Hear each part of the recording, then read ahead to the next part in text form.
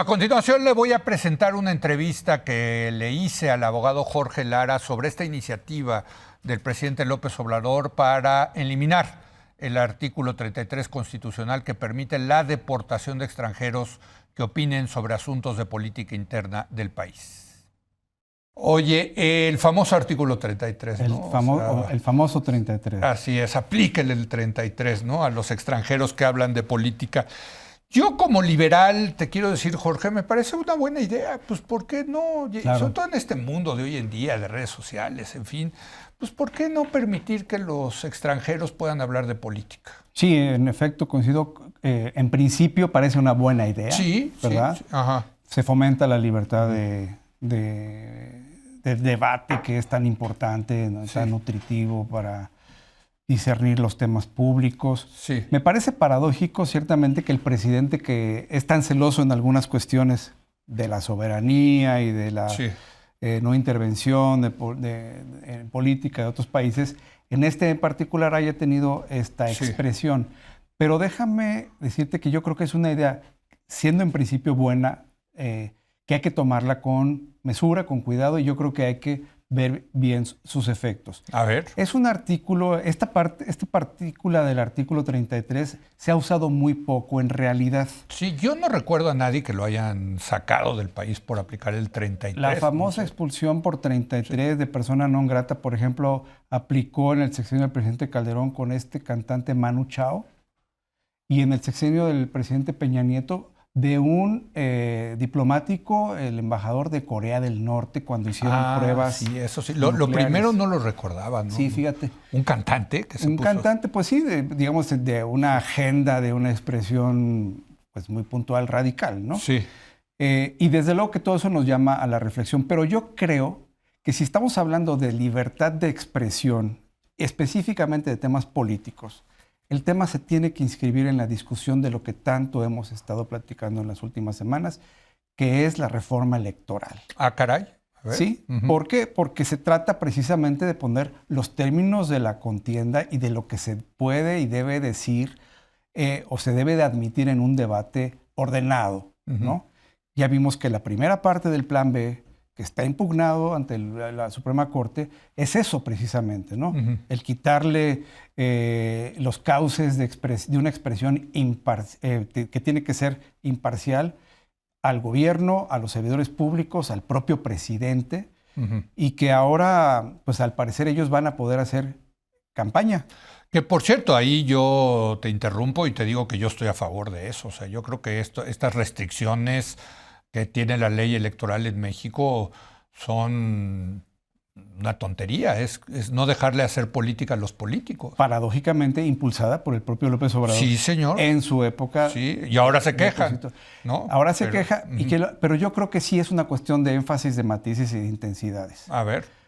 Porque no puedes tener al presidente todos los días usando recursos públicos, el equipamiento de la presidencia, las posibilidades de hacer expresiones públicas cotidianas, abiertamente y con una intensidad evidente en contra de la oposición y a favor de su partido. Esto está reconocido en la jurisprudencia incluso internacional. Siempre yo creo que puede sin utilizar recursos públicos, ¿no? No, es hacer un uso abusivo del recurso público. No, por eso, o sea, en esta intensidad. De que el presidente hable mal de la oposición, pues eso es lo que yo espero del presidente. No esperaría una cosa diferente, ¿no? A ver, pero que de que use recursos públicos, pues no. El presidente y todos los servidores públicos están obligados por la propia Constitución a cumplir el principio de imparcialidad. Sí. Una cosa es una crítica saludable y necesaria, y otra cosa ya es un plan proselitista de campaña, que es lo que estamos viendo desde el principio. Y lo vamos a seguir viendo, Jorge, porque no hay manera de callarles la boca, ¿no? O sea, como tú dices, el presidente López Obrador se quejaba de que el presidente Fox, ¿no? Le decía, hasta le dijo, cállate chachalaca, ¿no?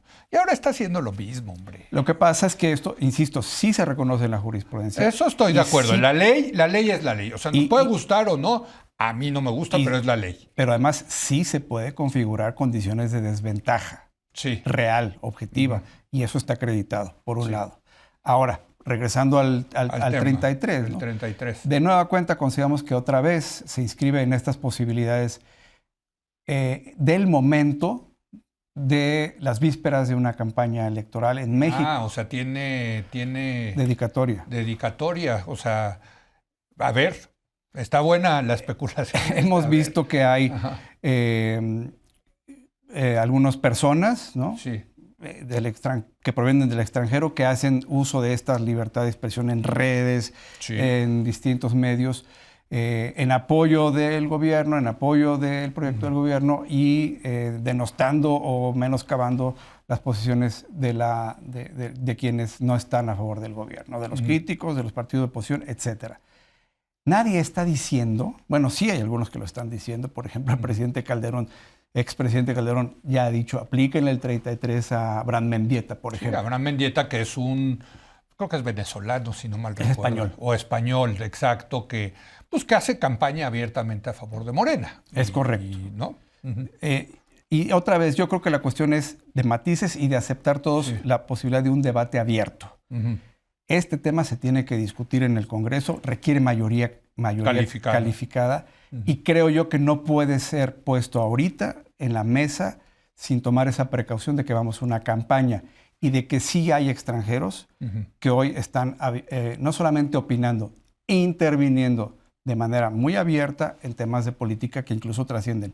Tenemos el caso de un director en la Secretaría de Educación Pública que trabajó con Hugo Chávez y que están haciendo propuestas muy particulares y, en mi opinión, peligrosas de la agenda chavista. Tenemos, tú lo sabes, el famoso Foro de Sao Paulo, que tiene habilitados voceros para ir a apoyar en un momento dado Pero a ver, a los distintos partidos, ¿no? Déjame ponerlo de la siguiente manera. Es que en esto de la libertad de expresión, una cosa es que puedan referirse y opinar de lo que está pasando en la política en México y escribir artículos, en fin.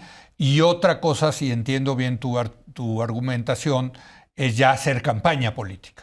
Exacto. Y la pregunta es, ¿deben los extranjeros tener el derecho de hacer campaña en nuestro país? Esa es, yo creo, que la pregunta que los propios contendientes tienen que resolver. Que los propios partidos políticos, ahora sí en una convocatoria donde se discuta cómo debe de hacerse en el Congreso, con un parlamento abierto, con los pros y los contras, sin perder de vista que todos los países, Leo, tienen estas salvedades para casos extremos. Eso es lo que te iba a preguntar, porque no sé qué pasa en otros países si los extranjeros pueden participar abiertamente en campañas políticas. Y participar abiertamente también es de grados, ¿no? Tú puedes ser simpatizante y otra puede ser hasta el estratega, ¿no? Digamos, hemos tenido. Y hasta financiar. Bueno, ese es un buen punto, por ejemplo. ¿No? Eso entiendo que está prohibido, ¿no? Y financiar, vimos el caso de financiamiento de Morena por parte de unos partidos políticos emparentados con movimientos terroristas en España. Sí, o sea, entonces, la ETA. La ETA, exactamente. Entonces yo sí creo que el tema amerita pensarle bien, que todos los contendientes, sobre todo que son los interesados en tener una... Pero ¿qué pasa? ¿Sí sabes qué pasa en otros países, Jorge? Mira, en otros países... Hay salvaguardas, como dices tú. Incluso en países muy liberales. Sí. Siempre existe esta circunstancia. Esto es tan necesario que existen tratados internacionales, el Pacto de Derechos Civiles, enmarca en qué casos la expulsión se puede limitar, se debe limitar, pero sí marca el derecho de los países de cuidar sus aspectos de soberanía. Entonces, esto... Vamos a poner un ejemplo. Un militante tipo Steve Bannon, por ejemplo. Sí.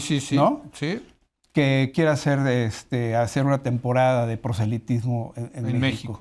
Yo diría, eso tendría que revisarse en un momento dado y que el Estado no renuncie a su soberanía para poder poner orden. Es que claro, lo que tú estás diciendo es no solamente esto lo puede utilizar la izquierda, lo puede usar la derecha, lo puede usar cualquier, digamos, hasta un fascista. Y prefiero que la salvaguarda, en mi opinión, persista, usada así discrecionalmente. Mira, la reforma que hizo al artículo 33 el expresidente Calderón, bueno, la propuso y se aprobó, fue muy adecuada, porque si se gradúa y además no puede ser una expulsión arbitraria.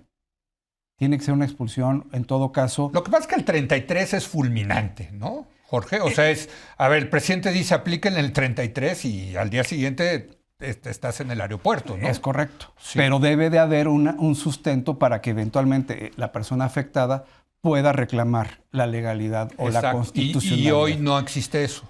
Hoy existe eso. ¿Sí existe? Hoy existe eso. O sea, digamos, al que le aplican el 33, ¿puede quejarse? Sí, claro. Y además la Constitución obliga a que la aplicación del 33, por más fulminante que sea, tiene que ser fundada y motivada. Ok.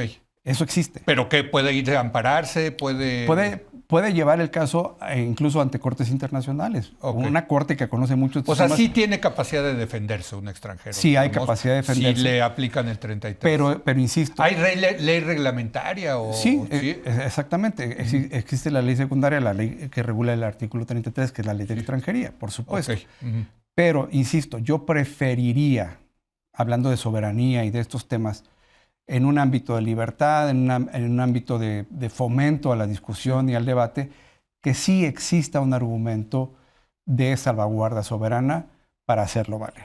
Pues sí, digo, me gusta el debate, por cierto. Digo, yo, insisto, estoy a favor y sí, creo que siempre estaré a favor de la libertad, pero tienes un punto, hay que debatirlo, hasta dónde, ¿no? Porque también, si el señor Abraham Mendieta se quiere meter en los asuntos mexicanos, hacer campaña, etcétera, pues tiene una vía para hacerlo, que es hacerse mexicano. Además. Digo, pues, si le importa, vive en México, quiere, pues que se nacionalice, ¿no?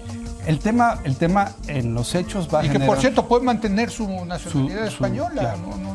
El tema yo creo que sí puede generar o plantear hipótesis complejas en donde el Estado no puede renunciar de facto o en primera instancia a poder poner un poco de orden si es que esto es necesario. Insisto, con la salvaguarda de fundamento y de motivación. Pues gracias, Jorge. Con mucho gusto. Interesante este asunto. Muchas gracias.